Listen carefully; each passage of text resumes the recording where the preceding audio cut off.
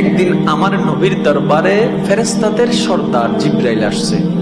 আমার নবী কথায় কথায় বললেন, ইয়া আখি জিব্রাইল, ও আমার ভাই জিব্রাইল, তোমার নাকি 600 ডানা আছে, 600 পাখা আছে। তো ইয়া রাসূলুল্লাহ, আল্লাহ তোমাকে 600 পাখা দিয়েছেন, তো তুমি কয়টা ব্যবহার করো? বেশি লাগে না, আসমান জমিন ডিউটি করতে একটা হইলে যথেষ্ট। মানে একটা দিয়ে সাফর মারলে হয়ে আছে, বাকি 599 ব্যবহার করা লাগে।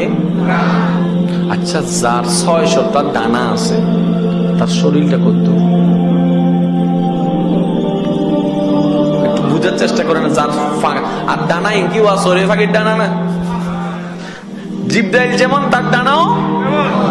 আমার নবী বললেন, জিব্রাইল মনোযোগ, নবী কথা বলছেন নূরের ফেরেশতা সর্দার জিব্রাইলের সাথে। কাদের নবী? আমাদের নবী। তো একটু বাপ নিয়ে বলেন না ভাই, কাদের নবী? জিব্রাইলের সাথে কথা বলছে। আমার নবী বললেন, ভাই জিব্রাইল, আচ্ছা তোমার দেহটা একটু কত বড়, আমার একটু দেখতে ইচ্ছে করতেছে, একটু দেখাও। তখন জিব্রাইল বললেন, ইয়া রাসূলুল্লাহ, আমাকে ক্ষমা করবেন, আল্লাহ আমাকে যে বডিটা দান করেছে ওই বডির রূপটা নেওয়া যদি নিতে যাই পৃথিবী ছোট হয়ে যাবে, পৃথিবী ছোট হয়ে যাবে। আমি এটা এখানে খুলতে পারবো না, দেখাইতেও পারবো না।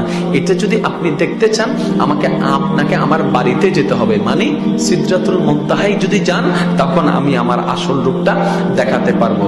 এবার তো কথা শেষ। আল্লাহর হুকুম হলো, নবীর মেরাজের টাইম আসলো। ওরা আশেকরা আশেকের মতো করে বলেন না সুবহানাল্লাহ। আল্লাহর হুকুম হলো, মেরাজের সময় আসলো, জিব্রাইল খাদেম হিসাবে আসলো, বোরাক গাড়ি হয়ে আসলো, নবীর ঊর্ধ্বগমন শুরু হয়ে গেল। যাইতে যাইতে সিদরাতুল মুনতাহার ঘটনা আপনারা সবাই জানেন। জিব্রাইল গিয়ে থমকে গেল, ইয়া রাসূলুল্লাহ, আমার আর কোনো পারমিশন নাই যাওয়ার, আপনি যান।